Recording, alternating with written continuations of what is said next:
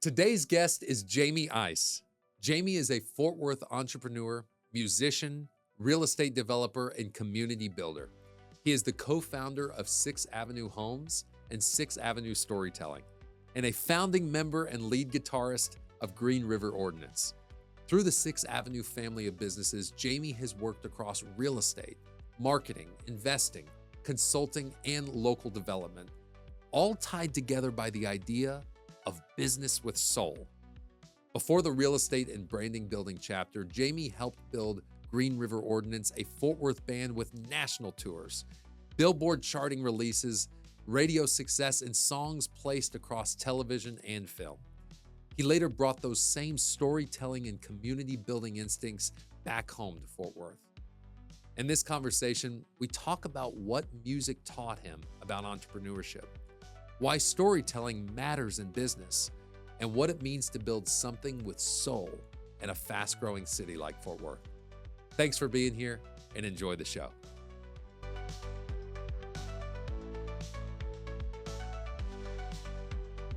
Jamey, thanks so much for coming, man. We are incredibly excited to have you here between the Bears and the Bulls. So. Yeah, I'm pumped. This is cool. It's great, gonna be a spot. blast. Great spot. It's gonna be a blast, dude. I'm incredibly excited to get to talk to you because obviously, unbelievably successful entrepreneur, but also an incredibly accomplished musician. And so, let's start off on the music side, if you don't mind, right? Let's do it. I was saying you're dressed for the part. I don't know if you can see, but he's got piano socks. Dude, I got the socks. He's got guitar cufflinks. Exactly.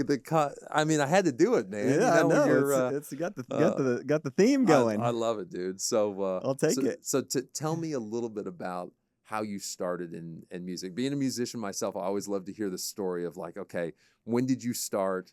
I mean, it started because I was just bad at sports. Like, me too. So really? This is good. This is very good. Just like I can't catch a ball to save my life. Yeah. I did like baseball and soccer. I remember in like third grade I was doing baseball and my grandpa was like, I think he needs to get his eyes checked. Yeah. And they took me to get my eyes checked, and like they're fine. great. I just like am bad at sports. So my parents they bought me a guitar. Yes. I think in like 5th or 6th grade. Yeah. And then my parents always listened to music. I was like a classic rock kid. My dad loved music, and so we would go. We had like a deer lease, probably like 3 or 4 hours away, and so we'd drive to and he'd play like Eric Clapton and Led Zeppelin and Stevie Ray Vaughan. So I grew up listening to that. Yeah. And I remember like the first time I heard Led Zeppelin, I think it was Led Zeppelin 2, and there's this solo in Heartbreaker. Yes. Yes. And I was like, I want to play guitar. So they bought me a guitar, and me and my little brother Jeff just started playing. I wasn't very good. Yeah. I just wasn't good at anything else, and so did it for a long time. We started. I played Sweet Home Alabama in our middle school, the McLean Middle School talent show. I love it. With my little brother, and then we started Green River Ordinance when I was 15 and he was 13. No way. So at Pasco High School, some of the guys went to Aledo, and then we went to TCU together. Yeah. And then dropped out of TCU together, and then signed a record deal when I was like 21. So cool, man. Signed with Capitol Records, and did it for a long time. What was your favorite part of that whole thing? Is it the touring? Is it the fans? Like, is it just the fact that you get to play music every single day and you created something yourself? What was the best part of that experience early on? I think there was the camaraderie, and Sure, I think I am probably not your typical musician. Like I am way less artist than like the singer of our band is like the true, like he feels he's a true creator. He's a Nashville. He writes songs now. He's like a country writer who's done well. But I just love the hustle and the business of it. Yeah. And so for me, I was always like the driving force. Like, how do we market? How do we get people to shows? How do we promote it? So I was always like making flyers. And in high school, like I would literally go to the All Saints football game, the Pasco football game, the Aledo Young Life, and like passing out millions. So when we'd have a show, it was like an event, and like 300, 500,000 kids would show up. I love it. And I just love like the business side of it. And the music stuff was fun. Like, it was fun. I think I'm like a pretty good guitar player. I'm not like a great guitar player, but I just love like, how do you put it all together?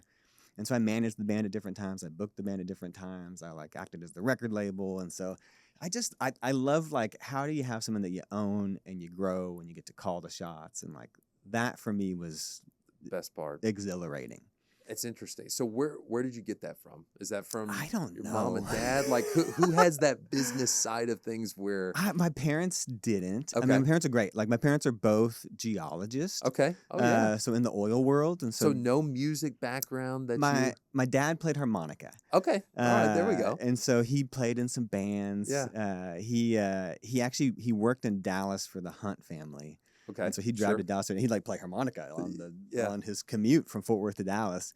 And so they always were playing music and playing records, but like I don't like no one.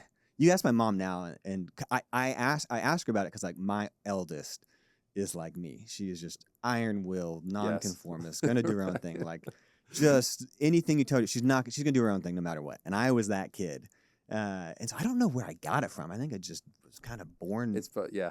Born that I don't know Exactly. But with the band, I was like, we're gonna be do it. successful. And Yeah, I remember telling my family, so, being a pianist, I said I just wanted to play an instrument. I didn't care what it was. So what actually they did is they bought a player piano because they're like, okay, well, once he forgets about it or decides that he doesn't want to practice anymore, at least it'll play itself. Yeah, you know what I mean? Uh-huh. And so, but then we started doing that at 6, and my teacher at the time, So you started at 6? At 6, which is a little later than what they say a lot of like classical competitive pianists, do, is that it's usually like 4 or 5 is when you start. But did it at 6, and then quickly my teacher was like, okay, you're gonna have to buy a real piano. Like you can't just do the player piano. Yeah. We need something. And so you're doing classical stuff. Classical stuff, yeah. Exactly. And did you study in school? So I did a little bit at school, but when I did, I studied all the way through high school. When I went off to college, I decided that, okay, music was going to be, still a passion of mine, but I was going to pursue kind of the economics, finance side of things. Yeah. And there's actually a lot of similarities too, which is what's really cool about what you said about business and music and math. I mean, a lot of those math and like putting it together Exactly. and pattern recognition and like what makes a great song. Oh, I bet. I bet. there's an art to that. Yeah. And the memorization and I think also like the discipline. The discipline. The discipline. Because especially if you're in classical stuff, I mean, you're spending a lot of time by yourself in your room or wherever you're piano. Like there's a lot of like you got to woodshop it. Absolutely, man. And I tell my girls all that I have these little like lessons with dad on the way. I take them to school every morning. I love it. But one of the biggest, like, if you want to be good at something, it's little moments. It's like if you do something every single day, 5-10 minutes, like that adds up. And if you can learn that discipline, you can be good at anything. But there's something to the music side of it that you got to learn the patterns. You got to learn. I love what you said because the idea is it's like for me, I think the most impactful thing in my entire career is what music created, which is what you just said, which was discipline. Because I think with what you went through, what I think a lot of musicians go through is that it takes so much time and effort, focus on small things that maybe most people don't even recognize or hear, but you recognize and hear it. Yeah. And so if you're able to take that much focus on one specific thing, think about all the things that you can achieve, and later in life. And so the business part of it. Okay. So talk about how that changed from a band that was just starting off that didn't have a following to a band that had, concerts and record deals. And I mean, you saw a huge kind of a move from the beginning to where, it currently is. So talk about that journey. Yeah, I mean, like so much of it, like even in the early days, I think the thing I understood was like it's got to be an event, it's got to be special, and so we would really intentionally, like, and I'm talking about high school. I'm literally talking about high school right now, or even in college. It's like when we would play, there was musicians that play like every weekend. And I'm like, it's not special, and so we would only play like every 3 months. But when we did it, I was like, it's gonna be a big. It's a big deal. It's a big deal. And our friends used to come not because I think we're good, but just because it was like the event in Fort Worth. Right, okay. And so we would pack out like the Ridgely Theater, the Aardvark, so then they started letting us open up for other bands. So we'd open up for these big bands that would come in town, and one of the first kind of two kind of like first big breaks was we got thrown on at the Ridgely Theater opening for Collective Soul. Which was like this 90s rock band. Yeah, which honestly was one of my first cassettes. I had like no way Collective Soul and I think the Cranberries and maybe Ace. Yeah. Anyways, we opened for Collective Soul, and normally like the big bands don't talk to us, but we're like hanging out outside, and this dude with long hair comes up and is like, "Hey, are y'all the opening band?" And we were like, "Yeah," and he was like, the guys in the band are all, went to dinner. Come hang out on the bus with me. And we're like, never been on a bus before. So we're talking, and Anyways, he watched our whole show, and he's like, afterwards, he's like, I'm calling my lawyer and telling him to talk to you. I'm calling my old A&R guy. And then around that same time, maybe we were in college. Maybe it was like freshman year of college or something, or sophomore year. And then my mom entered us in a contest with Mix 102.9. Okay. Which was like the Mix radio station back in the day. Yeah. Doesn't exist anymore. To open for Bon Jovi. And so we won this Are you kidding me? radio contest. And in like my freshman year of college at TCU, we're playing in front of 20,000 people at American Airlines Center. Oh With my Bon, God. it was like just us and Bon Jovi. We got to meet them, and then it kind of like, and then we started like playing more and more. And then in college, we were playing in Austin and College Station and in Lubbock, and then it kind of grew. And it got to the point like my junior year where we were playing like 3 nights a week in around the state, and it was not sustainable. So we went to our parents and we were like, "Hey, give us a year. Let us take like a year off from school." And my mom was like, I'll give you a year. If you don't have a record deal in a year, you quit in the band. And you gotta. So we dropped out. I was like 18 hours short of graduating, and bought a van and just started touring. And then anyway, signed a record deal. But yeah, like it was just, there was a few of this, but it was always kind of like starting small. And if you can turn like 10 people into 20 people, and 20 people into 40 people, and 40 people into 80 people, and then it kind of became this thing. And we had a fun ride. God. As the business manager, right, what was through that process, what were some of the biggest challenges that you had to deal with that you were like, okay, this I didn't anticipate, you know? I learned a lot of lessons the hard way. So I always loved like the marketing side of it. But when we signed with Capital and we signed with like this big booking agency, CAA, which is like the bit like, I was like, we had like a business manager who who like did the business money side for like Mumford and Sons and anyways, Lumineers and bands like that, and had this manager who was like a friend for a long time. But anyways, by the end of that first year, I didn't look at our numbers at all. Had no concept of what we were making, what we weren't making. Yeah. Then the end of the year, finally, like I got like our end of the year numbers in our financials, and I was like, where did all this money go? And we had just blown through. We just had wasted a ton of stuff, and a bunch of money was missing, and a bunch of people on our team were paid way more than we were. And it was kind of this big wake up call of like, you can't just be a rock star. You got to pay attention to your business stuff. Yeah. And so we actually wound up like cleaning house. We fired everybody. Really? And had this album that was about to come out, and I was like, I'm going to take it over for the time being. And so that was. I feel like I became an entrepreneur at 21 when we dropped out of school. My parents cut us off. They're like, you're done. But it really wasn't until we lost all this money and overpaid people where I put on my big boy pants, where I was like, I have to pay attention to this and care about this. And so I learned, like, fired a booking agency, and I was like, I had no idea how to book, but we had an album coming out. And so I called some friends in the booking world. I was like, what are the words I use? Like, how does this work? And so just learned a lot that way. I was like, I learned how to read contracts. I never cared about contracts before that. And then I was like, now I care a lot about contracts. But that was my like crash course. I don't think I never set out to like, I'm going to be an entrepreneur. Right. But became one at 20 through just doing it. Through music, through music. I mean, the thing that's interesting, too, is sometimes the best, lessons that you can have are in situations where... You got to learn it the hard way. The hard way, right? Yeah. I wish, like, for my kids, I don't want them to have that. That's to say that as a dad, I was going to ask you that. That was my next point is how do you prevent your kids from experiencing those hard times, but you still want them to experience those hard times, right? Your parents did it to you, and you are insanely successful as a result of it, right? Yeah, but you love to, like, speed up. And I think there's like different person, like my youngest will probably listen to lessons I teach her, but I just was, I was always like, I'm gonna do things my own way. And for whatever, there's an Yvonne Chouinard, I think that's how you say it, the CEO of Patagonia, the founder of Patagonia has this quote that entrepreneurs are a lot like juvenile delinquents. They both say, I don't care how it's been done before, I'm gonna do things my own way. And I think I have that trait. It's almost like Solomon in the Bible. He's like, he had to do it, and like it's all meaningless. Yeah, exactly. And I feel like I had to do it the dumb and hard way, which is kind of a superpower and kind of an Achilles heel, right?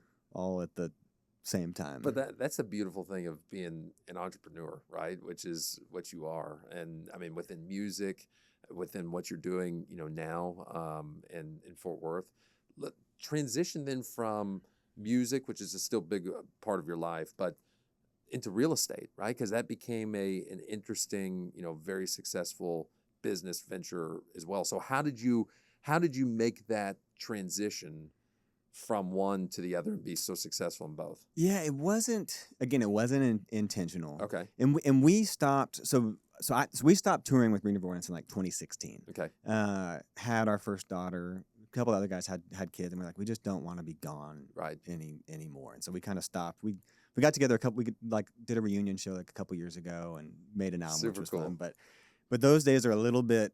I miss it. But with real estate, it's probably like 2010, 2011. My wife and I bought our first house. And she runs a nonprofit in town called The Net. Mm-hmm. And at the time she was doing a bunch of stuff with homeless people, and we were going down to Lancaster and had these anyways, it's a whole other story. But we bought this house, didn't have hardly any money.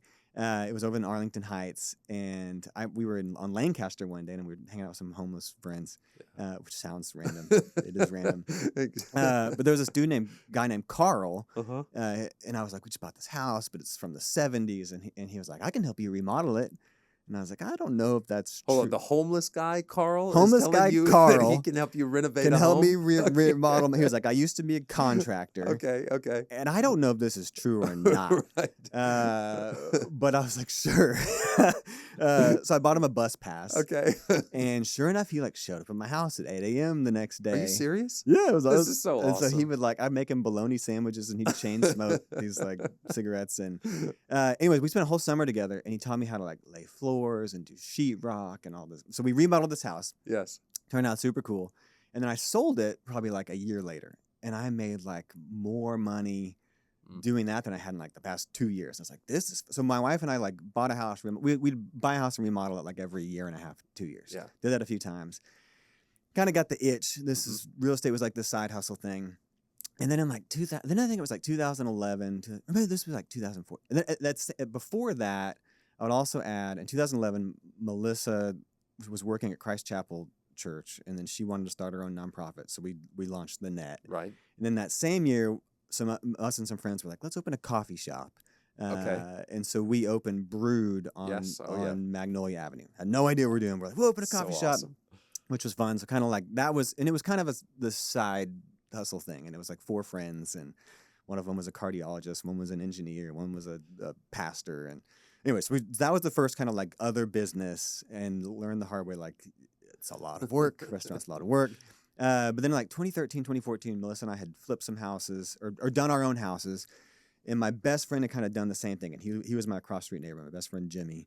And we were like, man, we should flip a house that's ours. And so there was a house, we were in Fairmount. There was a house up the street. There was this foreclosure, and it was $90,000. And I was like, Jimmy, this is a really good deal. We should try to buy this. And so we went to the real estate agent, and she was like, it has to be cash. This is a foreclosure. And we're like, we got it. And we literally had $5,000 was all we had between us. But we signed this contract, called a bunch of banks. The banks were like, no. And so anyways, just kept calling. Anyways, met an investor. And he was like, I'll lend you the money at 15% interest. Right. And so he'd lend us all the money for it. And so we bought and remodeled this house in 90 days. It was in the summer, so I wasn't touring or something. And then that was this light bulb went off. We're like, you can buy houses without having any money. And so we bought 6 houses the next 2 months. Good and then 6 houses turned into 120. We did 120 houses in Fairmount, Southside historic neighborhood, and over the course of 4 or 5 years. And it was always a side hustle because I was still kind of touring. Right, yeah. But I'd be gone for a month and then home for a month. And then I love marketing. So I started posting what we're doing on Instagram. And then people started calling us saying, hey, we love what you're doing. Can you help us buy a house or remodel a house? Yeah. We love your style. And we kept saying, no, no, no. And a lot of it was frustration with their real estate agents. Real estate agents don't know anything about construction or old homes. And we, I think real estate at the time too was also very stuffy in Fort Worth. And it was just different. So finally we're like, let's start a real estate company. So in 2016, we started 6th Avenue Homes, which is a one-stop shop. We started a brokerage. We started this brokerage, and neither of us even had our real estate license. I love it. Just jump in. I'm noticing a theme here. Yeah, you know? you just jump in. So I and built you just like do it. a brand and a logo and a website and all this. I had no idea how to do any of it. But we launched this thing and some real estate agents came on, and then it's grown into, so now we do all construction, we do remodeling projects. We have like 55 real estate agents. We have interior designers, we do floor plans, we do pools, and that's awesome. It evolved, and it went from like a side hustle to like this thing. Yeah. This bigger thing. And the thing that, I mean, you're being humble about this, but like the mission too of the areas in which you've kind of revitalized by doing this, I think speaks volumes too. So tell me a little bit about, you started it because maybe you flipped one and you're like, okay, this is a potentially, good business. But I think the driving force behind this is also important too. But yeah, a lot of it, like in the early days, and again, the model, like we do renovations all over, like in the early days we were doing kind of Southside historic stuff, but because it was just our neighborhood, I was like, this is just where we live, and I want to bring friends here, and I want to make it nice, and there was all these terrible houses, and we took out all these slumlords and crack houses and things, and so that was a huge part of it. Like, how do we make our little area better? And so I had Brewed down the street, and we were flipping houses over here, and then we did some of like the first retail on Magnolia, not on South Main. Okay. So we put in the 411, which was this big event space, and then put in some of the first retail on the street, and it was all kind of in our little neighborhood. And we're like, this is our playground, and it was fun. It was really fun. But yeah, it was in the early days. Like, how do we like even Brewed? Like Brewed, the whole idea in the beginning was never about money. I don't even know if we really made money. Right. It took a long time to do that. But it was like, I want to make a place. I had seen all these things traveling in like Seattle and New York. And I was like, can we bring some of that to Fort Worth and make a place where people gather? Yeah. So there was always a heart behind it and a mission behind it. And we were always, even 6th Avenue, we've always been very like values centric. A lot of people have core values on a wall, and we talk about them every day. Yeah. But yeah. It's interesting because you talk about this idea of making your surroundings, better, right? You were just like, hey, let's make this neighborhood where I'm living, friendlier for everybody, right? Yeah. And I'll tell you, from being in Fort Worth for, the 15 years that I've been here, and I'm not a native like you, but that whole area that you're talking about really has come an unbelievably long way, where it's a place now. And that whole area, everybody wants to be. Yeah. I mean, you didn't want to get caught there in the evenings, probably, before you started these projects. But now it's a fun place to be that everybody wants to go. Yeah. In high school, like you wouldn't go you over wouldn't there. do it. You wouldn't go do over it. there. But it was like my wife and I had this.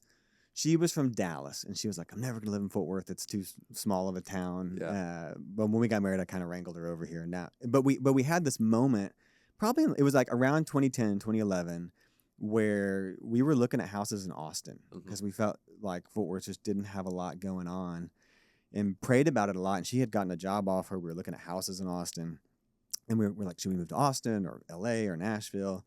And prayed about, and both of us kind of at the same time felt like God was like, stop treating your city like a consumer. Instead, like, how can you make it the city you want it to be? Instead of asking like, what can you get out of it? Like, what if you made it what you wanted it to be? And so I'm not saying like we did that, but we're like, let's stay here.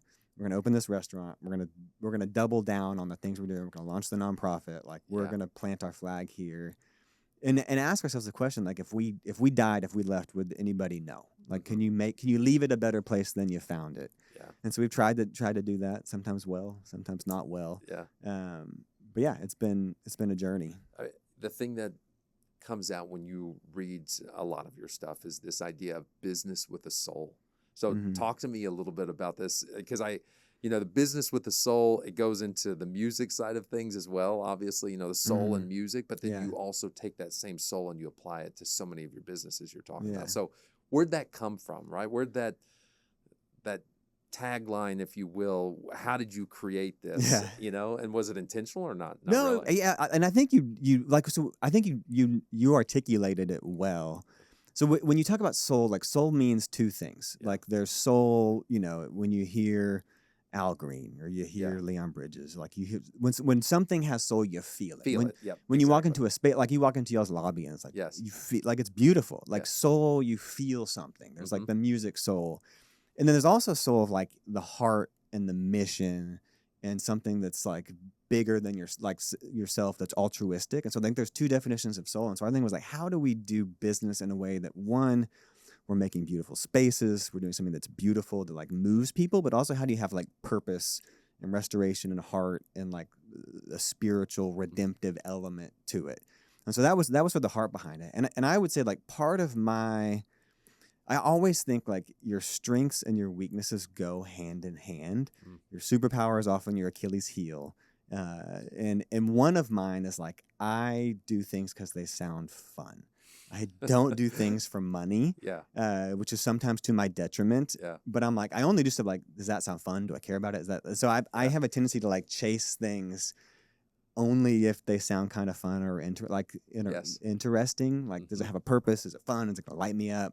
And I think that's part of my superpower, but it's also part of my downfall because I chase things that aren't always worth chasing. But that's a common thread, though. You know, when we had the opportunity to get to talk to people who are, you know, incredibly successful in their fields like you, people don't tend to do things because of the bottom line or how much money they're going to make do it. They do it because there's a purpose, there's a soul, there's something there that's driving them to say, hey, and I love yours is it's like, is this going to be fun? That sounds like a lot of the things that I kind of attribute to what I do to. I'm like, do I want to do this? Is this sound entertaining or fun or unique? It's like, yes, let's pursue it. Because if you're having fun, it doesn't seem like work, right? My favorite quote is, you know, love what you do and you'll never work a day in your life, right? So if you're having a good time. It makes because it's a business is always a grind. It's always a grind. But like you gotta, if there's no purpose in it, and it's easy to lose your purpose too. It's easy to like start something and then it like gets monotonous but it's like you got to recalibrate and like what's the mission? Why do we do what we do? And I you know I mentioned earlier, like at 6th Avenue Homes and the 6th Avenue companies, we start every meeting by talking about one of our core values or our mission, because I think mission is like a leaky tire. It leaks. You got to pump up that tire constantly. You got to talk about it. Even like personally, like I have these sort of daily declarations and family like mission, like, and I got to read it every day. It's like you got to speak truth to yourself. You got to remind yourself of the mission and your why and the heart and the values and all those things. What's the most impactful one? The most impactful that you one? Tell yourself every day. You know, what's a part of this that gets you up every morning that you say, okay, this is my mission, my purpose. Yeah, I think like some of them are like I want to leave the world better than I found it. Yeah. I can do hard things. Like I know who I am. Like I'm made in the image of God. Like if God is for me, like I'm maybe spiritualizing it to some people, but but if He's on your side, if He loves me unconditionally, then I can kind of do whatever I want. Like there's freedom there, right? And so it removes that doubt and that worry. Anyways, I have a bunch of these things, and even like my kids in the car. Again, going back to them. To that, like every day on the way to school, I make them say, I'm brave, I'm strong, I'm smart, I'm loved, I know who I am. I'm like, what do I need to hear you say? And I make them say it out loud. I'm like, are you going to have a good day? And they're like, yes. I'm like, let me hear you. You know, it's funny. I started doing this with my daughter. So I say beavers, you know, her last name, I say beavers can do anything. Yeah. You know, and so we say beavers can do anything. And she thinks it's funny to say beavers can't do anything, you know? And I'm like, no, beavers can do anything. But she knows. But it's the identity. You're right, like, exactly. This name has power. Yes, right. We do this. Yeah. Like we one of the things we say is like, you know, the ISIS do hard things. I love that. And I'm like, I'm like, hard things make you stronger. Why do we do hard things? But it's like, you know, my hope, granted, there's still little hope, like 10 years from now, it still resonates. But I think there's power in speaking truth and declaring truth and saying those things. And then I think, like, to your point, wrapping that in an identity, like you're a beaver, like that means something. Your name means something. Yeah. I think that's powerful. Yeah. It's, we have a mascot. His name's Stanley. So Stanley the Beaver. And so she knows about Stanley, but it's to your point, creating like this fun wrapper, you know, if you will, which is our Stanley to kind of talk about it. But then ultimately you have that to establish these ethos, right? Yeah. And of like, okay, why is it that we do what we do? So how is it that growth, you kind of brought this up. It's like, how do you continue? I love this idea of the tire where it's a leaky tire and you got to constantly keep talking about mission. If you're doing this correctly, you grow, right? Your band grew significantly. Your business grew from, you know, obviously starting with one home to 120. how do you make sure to not lose sight of that mission other than, okay, you're filling it up every day, but I feel like I see this a lot with businesses where, they have a first store, they do incredibly well, they start a chain, and then they lose kind of what made it unique and special. So how do you prevent losing that aspect of it, but still expand? Because we all want to grow, right? We want to continue to move forward and progress, but you don't want to lose your identity. Yeah. And I think, I think it's easier said than done. Because even like I flew, as an example, I flew Southwest the other day. Okay. And I don't know if you've flown Southwest. Yes, fly Southwest. I used to that was our airline. Right, I know. Because they would wear shorts and they were fun. I know the changes have been tough. And I'm like, they lost their soul. I agree. But that's an example. I was that was my airline. Yeah. And now I'm like, screw Southwest. And so I think that's an example of losing your soul. And so I think part of it is one, can you articulate it? And I've also made some giant mistakes in business. I've made mistakes in partnerships. I've done things that were dumb. And I think so much of those relationships, the values weren't defined and articulated, and we didn't talk about them. We were like, we like each other. Let's start a business. We got an idea. And so with the 6 Avenue companies, we were very intentional from day one with why are we doing this? We can figure out how we're doing it later, but why are we doing it? And so I've tried to approach that later. And part of it was, again, I think getting burned in some other partnerships and getting burned in some other relationships and doing it wrong.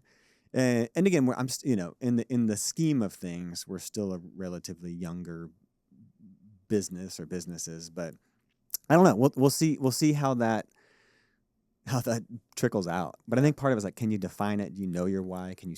And I work with a lot of businesses, and so many of them don't know their mission or their vision or their values, or they may have integrity on a piece of paper, but they don't talk about it. They don't know how to explain it. They're not compelling. It's not a compelling vision. Right. And so I think if you can define it, if you can talk about it, if you can create language around it, and then you talk about that language often, I think that at least helps. Without a doubt. I mean, we have with our team, we sit down twice a week, and we have Roundup and Rounddown. And one of the things that we always talk about is our mission is to empower and educate the families and businesses we serve, right? And everybody on the team can verbatim know exactly what it is because we talk about it all the time, right? And this is one of the reasons that we started doing things like this, right? Is talking to individuals and figuring out what makes them tick, what makes them successful, is because that's a part of the empower and educating side of things, right? And it's your job as the founder to bang that drum constantly till everybody's annoyed. Right. I'm sure my team is probably annoyed. But you got it. You got to keep doing it. And the moment you stop is when it starts to lose drift. the air. Interesting way. But I love the Roundup. Explain the Roundup, Rounddown. So Roundup and Rounddown. So this is kind of funny. So my wife coined these terms because nobody loves meetings. You start off on Monday morning with a meeting. And so what we did is it kind of is the same thing that you said, you got to make it fun. So what we did is we had Roundup, because it's a way better than talking about a morning meeting. And we would play Woody's Roundup, from Toy Story, the sound, the song. So every time we would go into the meeting, we'd have Woody's Roundup being played, and that would be Roundup. And so we'd start that off at the beginning of the weekend, and it's obviously a business meeting for the next 30, 45 minutes.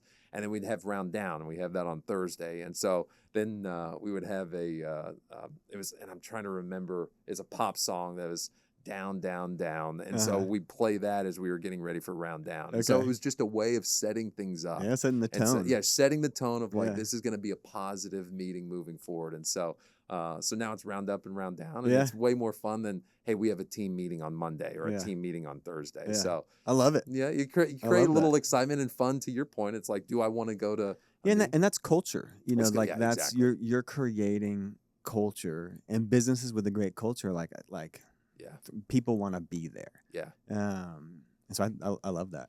You do something too that you talk a lot about on a number of different kind of channels, but this idea of storytelling for businesses, right? So you work with a lot of businesses now. So you kind of went from the home side and continuing to work on that, but you also then started helping businesses. And this idea of helping businesses through story and storytelling. Tell me a little bit about that.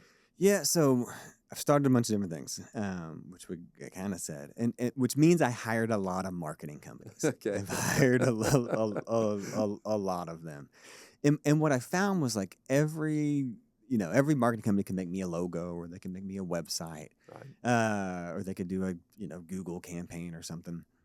But like every time they would make a website, I would then spend all of this time redoing it. Like they didn't understand, like probably because they never took the time to articulate or understand our story. Yeah. Or every time I was like, social media was a huge part of how I grew my brands. Mm-hmm. And every time I would like try to pass that off, it would just feel so sterile and salesy. And I think the reason was like they never took the time to understand our story. And I think, pretty graphics are important. There's value there. Good logo, good colors, important. Mm-hmm. But logos and graphics don't sell things. Words sell things. Mm-hmm. And so I think like story, like the moment you tell a story, people start to listen. Right. And I think one of the things, I learned very early on in music it wasn't saying, come to our show. It was inviting people behind the scenes. Here's what we're doing. Here's who we are. Here's what we're listening to. Here's what we're doing before the show. And when I opened Brewed, I was like, I'm going to market this the way I marketed a band. I'm never going to say, come buy this cup of coffee. Because as soon as you say like, come buy this thing, people check out. Right. So instead we would say like, here's where your coffee came from. Or here's Joe the barista who made it. And here's Story. Or here's John, our regular, drinking the cup of coffee. And so tried to approach that. And so anyways, we were, hired a bunch of marketing companies, fired a bunch of marketing companies. And I think my beef was they never took the time to understand our story. And story is, and when I say story, that sounds very fluffy. Mm-hmm. But I think there's two stories. There's your customer story, which who are they? What are their problems? How do you make their life better? And then there's your story. Like when I hear your story, it endears me to you. Mm-hmm. And so I think both of those are valuable, but can you articulate them? Can you talk about them? Do those trickle out into all the things that you're doing? Yeah. And so I was doing a bunch of consulting, like on commercial real estate development stuff in like 2018, 2019 for the family that owns all of downtown. Mm-hmm. I'll just say that. And anyways, through a bunch of that, they're like, Jamey, you've built all these brands. Would you want to take over our marketing? And I was like, sure. I'd always joked about starting a marketing company. Yeah. I was like, sure, I can do that. Yeah, totally. Exactly. And so literally, once again, jumping in. You jump in. So I left a meeting. I was like, I guess I just started a marketing. So I hired a team. We took over a bunch of all their brands and downtown, a bunch of the restaurants and stuff. And they had the highest visitorship they had in like 10 years. And then COVID hit. Everybody freaked out. And I had this team. The development stuff stopped. And I had this team. I was like, what we're doing matters. Let's, I want to. Other people need this. And so we launched 6th Avenue Storytelling, which was kind of like the sister company to 6th Avenue Homes, in April of 2020. Okay. So 1 month into COVID. Jeez. But we kind of did the storytelling thing, and we did a lot of social media and content, and have gotten to work with a bunch of great Fort Worth brands like Joe T. Garcia's and Melt Ice Creams and the Walsh neighborhood. Anyways, we have done a ton of stuff. I've since pivoted that a little bit. Yeah. But yeah, so I kind of swung hard over into that lane for the past like 5-6 years, kind of working with entrepreneurs, working with small businesses. How do you tell your story? How do you grow your brand? Yeah. How do you grow and lead your organization better? I also think like healthy leaders make for healthy businesses. And so it's like there's a personal aspect too, like how are you doing as the leader and the founder? And so anyways, that's been fun. I love it, man. Is there something that you could say for a particular business that you say, this is one of the strongest stories out there? So think of a successful business now. Yeah. Is there the best story that that does it so well? And then maybe one that doesn't do it well, right? A company that if they had a stronger story that things could continue to progress in age. Yeah, I think there's tons of those. I mean, like the example, I'll speak on it. So are you an iPhone person? I am. Yeah. Like there are better, faster, stronger, cheaper phones that are way better. Right. Like the Android phones are probably way better phones, but it's like I'm bought into the Apple. Yes, 100%. Story and ethos. I think that's a great, like people don't buy the best things. They buy the things that tell the best story. Exactly. Whatever that is. I wear like the same shirt every day, these Poncho shirts. I've bought into that brand. Yes. And so I think that's true with like any business. Like, it doesn't matter how good you are at something. It matters like, you got to deliver, but can you who tells the best story loudest and strongest, I think wins. But even an example, like we worked with Joe T. Garcia's, which has an amazing, but they had never like told it. They had never written it down. They weren't talking about it. Like at the time, their marketing was like, margaritas, and like, Right. and we help them like, because there's so much like history there to that family. Yeah. And so that was really fun diving into that story. How do we tell it and how do you put it in your marketing? And it like kind of changed their social media and marketing and website landscape. Was like, let's put the family at the center of it. Yeah. Because that's what, like when you go there, like granted the vibe is Amazing. Right. But like so much of it's like you go in, you see Joe standing there, or Liz, like Yes. is the faces and the names. And that's one of the things like with Sixth Avenue Homes that was so wild when I launched it was I didn't have to sell anything. I had been posting on Instagram for a year and a half, and so everybody knew my face and my partner's face and my kids and my wife. And so people would just call me like, we want to work with you, because they felt like they knew me and they trusted me. There's like story builds trust. Right. So I think anytime you can tell that, you can invite people in, it makes a huge you don't have to sell at that point. It's a warm lead. Yeah. Versus like you're just throwing up an ad. Yeah. And I think it gets down to what you're saying. It's about the feeling, right? I mean, ultimately, I think the storytelling is what creates not only the familiarity that you said, it's like, okay, everybody knew you and your family as a result of that, but it's also that feeling of, okay, how do these things and these stories make you feel? Yeah. And nobody wants to be sold anything. I always say it's like you go into a store and somebody comes up to you and they're like, how can I help you? And the first thing you always say, right? I'm just looking, right? Because you don't want to be sold anything. Yeah, you right? don't want to be sold anything. And then like 5 minutes later, you're like, where the hell is that person, right? You need that person now, Yeah. but they didn't ask the right question, because nobody wants to be sold something. But how do you then create something that creates a feeling that makes you want to go to them and say, hey, this is what I need you to help me with, right? And so I think that's what's so really cool about what your business does, is that it focuses on helping entrepreneurs tell their story. Yeah, and that's what this is. Like, you're inviting people behind the scenes. Yeah. You're like putting I'm a big believer, like, people buy people, and a business with a face has a soul. And so a lot of the entrepreneurs I work with are like, I don't want it to be about me. You know, it feels narcissistic. And I'm like, but that's what, like, it's human. Right. Exactly. Like, humans buy from humans. Yes. And like, it builds trust, and putting yourself out there, which can be awkward and not fun. It's like my life would be infinitely better without social media and any of that stuff. But it's like, but it's like the easiest way to reach out and tell your story. And even like the beauty of this, it's a conversation. Yeah.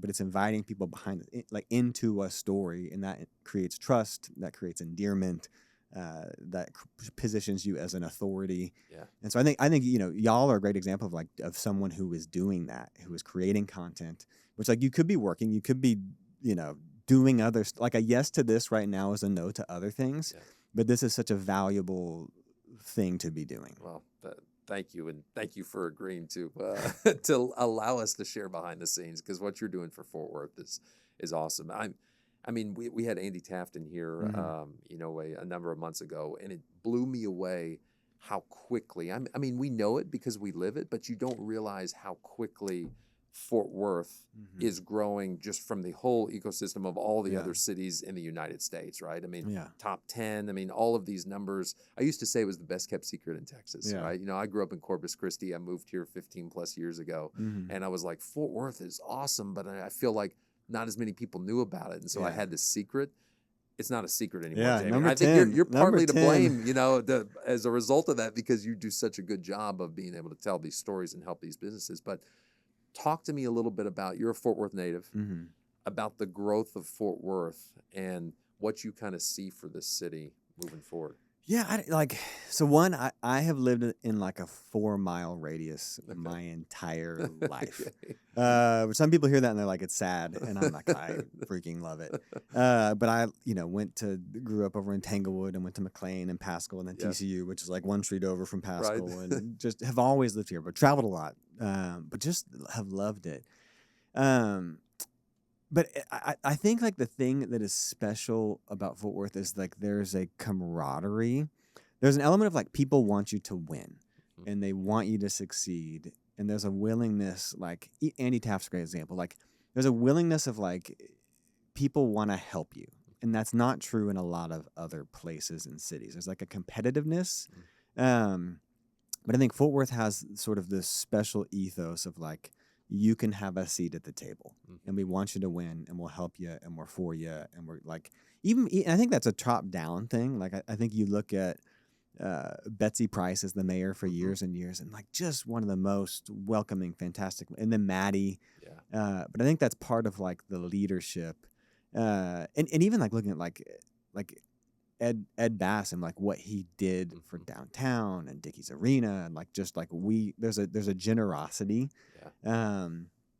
And here we're in the Crescent right now, and like you look at John, like Yeah. there's a leadership wanting to make spaces for other people and welcome a seat at the table. And there's a lot, like I probably shouldn't have had a seat at the table at a lot of things, and I have gotten to, I think, because of some of that attitude. Yeah.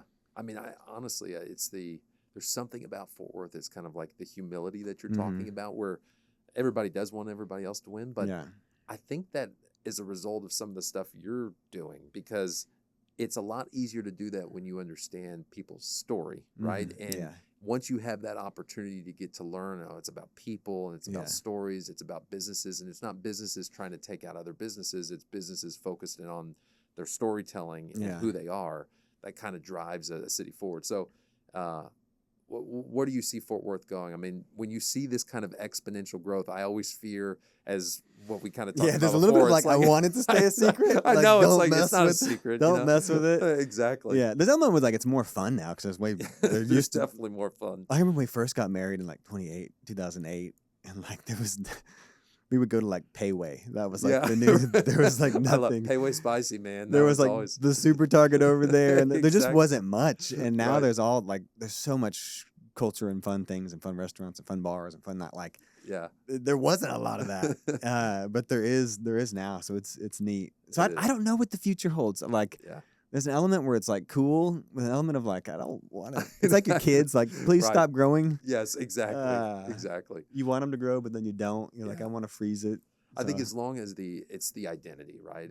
As long as you stay to your mission, which we talked about, what's the mission, what's the identity, what's the culture like, and if you stick to that, and I think Fort Worth has done a really good job of like constantly talking about cowboys and culture and like that piece of it. The folks that visit Fort Worth have done a great job. Great job, and I think I think one of the things that could hurt it is politics. Honestly, like leadership in Fort Worth has historically not been partisan, and it's starting to trickle a little more in that. I think it's being forced to, but historically it's always been like this is a nonpartisan thing. Right. This is a good of the city thing. Yeah. And so I think having leaders in place that hold that value of like it's about the city, not about like a political identity, is also important. Right, yeah.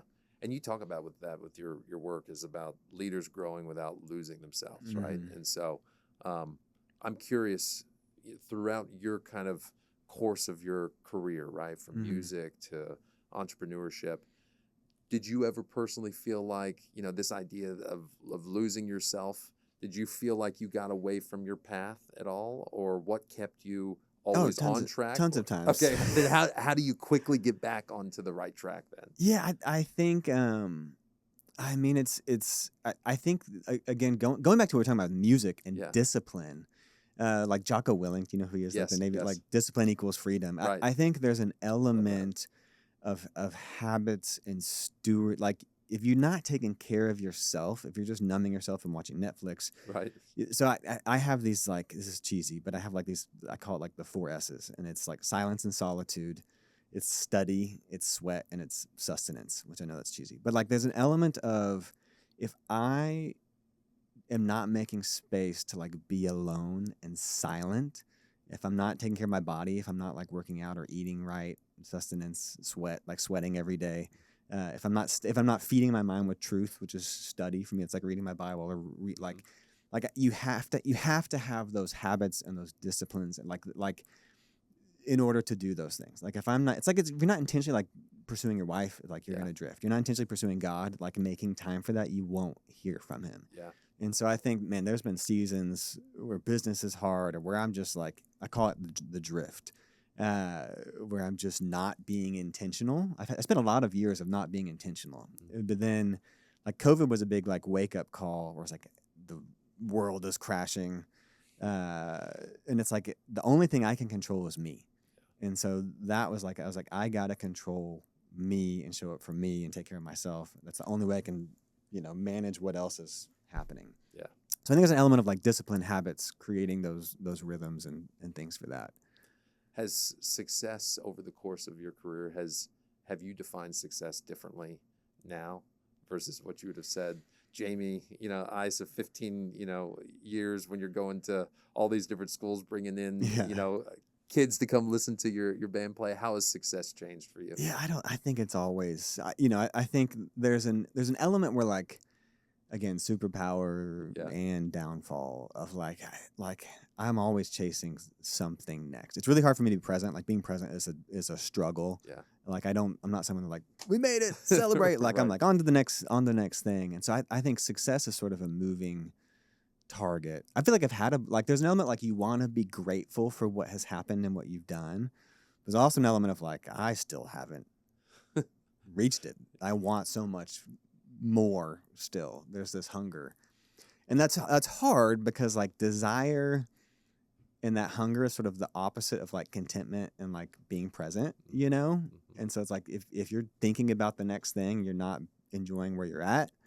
Then if you're just sitting here chilling, enjoying where you're at, then you're not going to do the next thing. So I don't know. It's sort of like this double-edged sword. It's I don't know. It's are you successful? Like, have you defined it? No, I mean, the way it's so funny you say this because it's like we've had this conversation before with people where I always feel like, and this is probably the same thing for anybody who is constantly pushing themselves, but you get to what you thought was the peak of a mountain, only to realize that there is a peak that's far ahead of where you are right now, right? And so it's the constant looking upward, and I think it's this idea that we probably never reach the peak that we think we're going to, but that's obviously what continues to push us forward, right? And so, this idea of continuing to get better every single day, I mean, I don't think there probably ever is a point where you sit back and we can be grateful for the journey through it, right?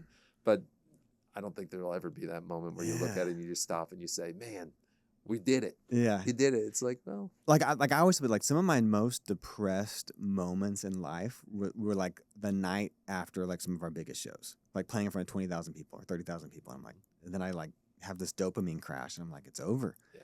It's such a fleeting, and that's sort of the danger of success, of money, of whatever. Like it's gone so quickly. Right. And so again, I think going back to like, what's your identity? What do you put your value in and your happiness in? Those things.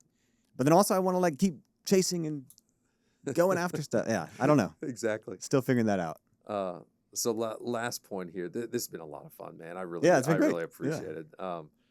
What's in store for Jamey Ice in the near future? What are you working on now? Because I know you're always doing something, right? And so anything new on the horizon for you? Yeah, that's a good question. I'm still trying. I feel like I'm having like a 40-year-old midlife crisis constantly. I'm doing much more like coaching, consulting with like individual entrepreneurs. Okay. Like what does individual leadership and flourishing look like in the home, in your family, in your life? Still doing some of the marketing stuff. I have some things I'm launching. I do another thing I've loved recently is sort of I've been doing these luxury short-term vacation rentals, which is cool. Which is fun. I want to do more of those. I have a book I'm writing. I'm writing a book, which is kind of fun. I have a kids book that I just finished. I was showing you that. I haven't launched that, but anyways, I always have something. Like my downfall is I do too many things and chase too many things. But there's always something next. I love it. Like I love taking the plane off. I hate flying the plane. Right. Exactly. So got some fun things in the pipeline. But I think the thing that I'm excited about right now is seeing entrepreneurs and leaders flourish as individuals. I've spent a lot of time in help in the marketing world. How do I help your business grow? But I'm like, how do I see you grow as a leader? Because I think healthy leaders make for healthy organizations. Yeah. And so diving into that a little bit more has been fun, and it's sort of like a thing I'm chasing down right now. Like how do I do that? Man, I can't wait to see all of the successful ventures that you will continue to pursue here in Fort Worth. Thank you for all that you do, and more importantly, thanks for joining us. Thanks for having me. This is great. It's a blast. Very fun. Thanks, Jamey.